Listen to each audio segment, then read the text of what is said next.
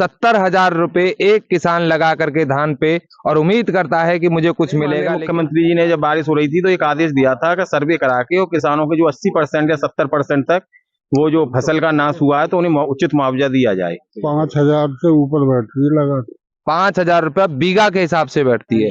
यहाँ पे नहीं आया, नहीं किसी भी किसान से, खैर मैं तो एक छोटा किसान हूँ, किसी भी किसान से कोई भी भ्रष्टाचार नहीं किया उन्होंने। आगे कम से कम सांत्वना तो देने आए हैं। सटीक खबरों का सीधा असर, आप देख रहे हैं एनसीआर समाचार। नमस्कार, मैं हूं पी सिंह एनसीआर समाचार से। आज हम आए हैं गांव लखावटी में, जहां के किसानों की समस्याएं बहुत बड़ी बड़ी हो गई हैं और हम आपको सभी से अवगत भी कराएंगे उनकी समस्याओं से। और इस जंगल में आकर के देखा तो करीब करीब 70 से 80% जो है धानों का, बाकी अन्य फसलों का बारिश के कारण सारा बर्बादी के कगार पर पहुंच गया है गांव। वहां के किसान बड़े परेशान हैं। संबंधित अधिकारियों से उन्होंने शिकायत की, कोई सुनने को तैयार नहीं है।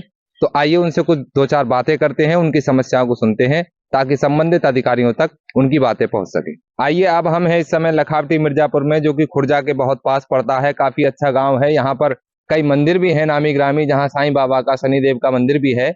तो आइए उन किसानों से पूछते हैं उनकी समस्याओं का समाधान कैसे ने वो लोग निकालना चाह रहे हैं और किस तरीके से वो लोग परेशान है, कितनी लागत आती है, कितना नुकसान हुआ है उन्होंने जो फसल में किया है।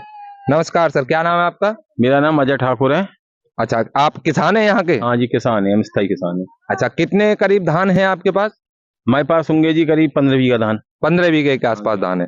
तो उनमें क्या नुकसान अभी आप महसूस कर रहे हैं और क्या हो सकता है? अब आप देख लो, कम से कम 70 या 80% जो है किसान की फसल बर्बाद है। अच्छा, यहाँ काफी नुकसान मैं भी देख पा रहा हूँ। तो इस विषय में किसी संबंधित अधिकारी से आपने बात की? हाँ, तहसीलदार महोदय से हुई थी, क्योंकि कुछ दिन पहले माननीय मुख्यमंत्री जी ने जब बारिश हो रही थी तो एक आदेश दिया था कि सर्वे करा के और किसानों के जो 80% या 70% तक वो जो फसल का नाश हुआ है तो उन्हें उचित मुआवजा दिया जाए। मगर श्रीमान जी, संबंधित अधिकारी, मुझे लग रहा है कागजी तौर पर ही काम चल रहा है। अभी तक तो यहाँ कोई सर्वे करने आया नहीं है। अब जैसे जैसे ये पानी घटेगा तो किसान धान अपना तुम्हारा पका हुआ है तो किसान जो है वो कराएगा, कटाई चालू होगी। तो फिर क्या, वो जब धान कट जाएंगे, जब घर चला जाएगा तो क्या जब सर्वे होगी? माननीय मुख्यमंत्री जी ने कुछ समय पहले जो आदेश किया है उसका पालन जमीनी स्तर पर अभी तक कोई नहीं है। बिल्कुल नहीं हो रहा है। तहसीलदार महोदय से भी बात हुई थी तो उनसे पूछा गया था, हम लोग गए थे कि सर्वे क्यों नहीं हुआ, तो उन्होंने भी गोलमोल जवाब दे दिया है। अब एक तो पानी में पड़े हैं धान जी, उससे मारे जा रहे हैं। दोबारा अगर इनकी हम कटाई लेट करेंगे तो खेत में रह जाएंगे। फिर अब 1,000 या 500 रुपए मुआवजे के ऊपर अब फिर डबल नुकसान होगा। तो यानी कि अभी ये जो आप ये कटने को तो कुछ समय में ही कट जाएं, लेकिन किसान ये चाहते हैं कि जब माननीय मुख्यमंत्री जी ने आदेश किया है कि उनकी फसल का सर्वेक्षण किया जाए, उनको उचित मुआवजा दिया जाए, अब ये उस विषय में सोच विचार में है कि वो लोग आकर के उसका परीक्षण निरीक्षण कर जाएं, यथास्थिति सारा काम कर जाएं, तो ये लोग अपनी फसल को उठाएं। जो कुछ इसमें बचा हुआ है कम से कम वो हाथ तो लगे, लेकिन कोई भी अधिकारी किसी तरीके का इनके ऊपर निवारण करने के लिए तैयार नहीं है। अच्छा, आपका क्या नाम है भैया? गुड्डू जी। गुड्डू नाम है। आप यहीं के रहने वाले हो जी।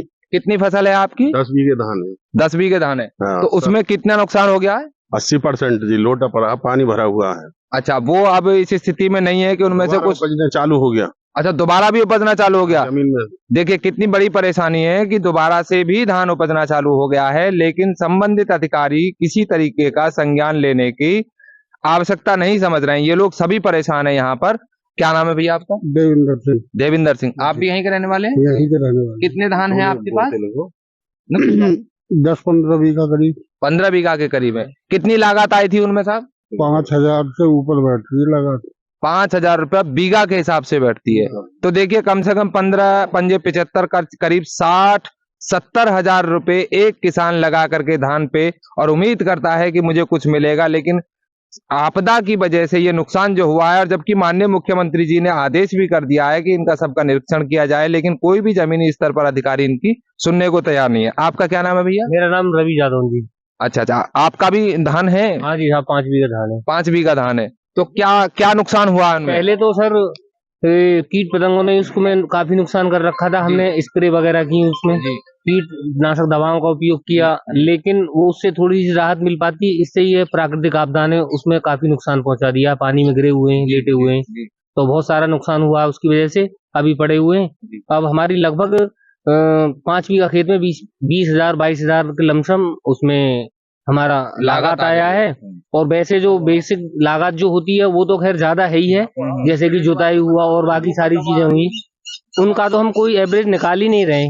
बट हमारा जो प्रॉब्लम है वो प्रशासनिक अधिकारियों से है। कम से कम जमीनी स्तर पे आकर अपना निरीक्षण करें, कम से कम देखें, सांत्वना दें। जब माननीय मुख्यमंत्री जी ने आदेश कर दिया है तो उसका भी पालन वो लोग नहीं कर रहे हैं। राजस्व विभाग का कोई भी अधिकारी यहाँ पे नहीं आया, नहीं किसी भी किसान से, खैर मैं तो एक छोटा किसान हूँ, किसी भी किसान से कोई भी शिष्टाचार नहीं किया उन्होंने आगे।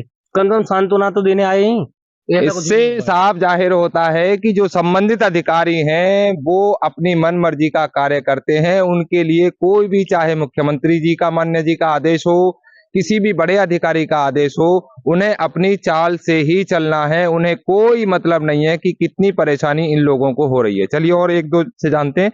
नमस्ते अंकल जी। नमस्ते भैया। क्या नाम है आपका? कृपाल सिंह। कृपाल सिंह नाम है आपका। जी। आपकी भी धान की फसल खराब हो गई है? हाँ, 9 बीघा भैया। 9 बीघा खराब हो गई है। हाँ। तो कितनी लागत आई होगी लगभग उसमें? लाख तो इतनी आ रही है सबके में भैया, 5 6 4 5 6 हजार सबके तो। रुपए बीघा के हिसाब से हाँ, आती है। हाँ। तो ये तो आप बहुत मुश्किल में हो। आप अब तो आप उसमें तो शायद कुछ ज्यादा कुछ निकल नहीं पाएगा। ना कुछ ना भैया, तो ये तो कटने में भी बड़ी मुश्किल हो जाएगी। ऐसी लेटे पड़े हैं सब। और मैं पहले दिखा भी चुका हूँ, एक बार और दिखाऊंगा कि कितनी बड़ी इन धानों में आज भी पानी भरा हुआ है। किसान इतना परेशान है कि जो वो एस्टिमेट लगाता है कि मैं ये काम करूंगा, मैं वो काम करूंगा, उसकी सारे एस्टिमेट असफल होते दिखाई दे रहे हैं।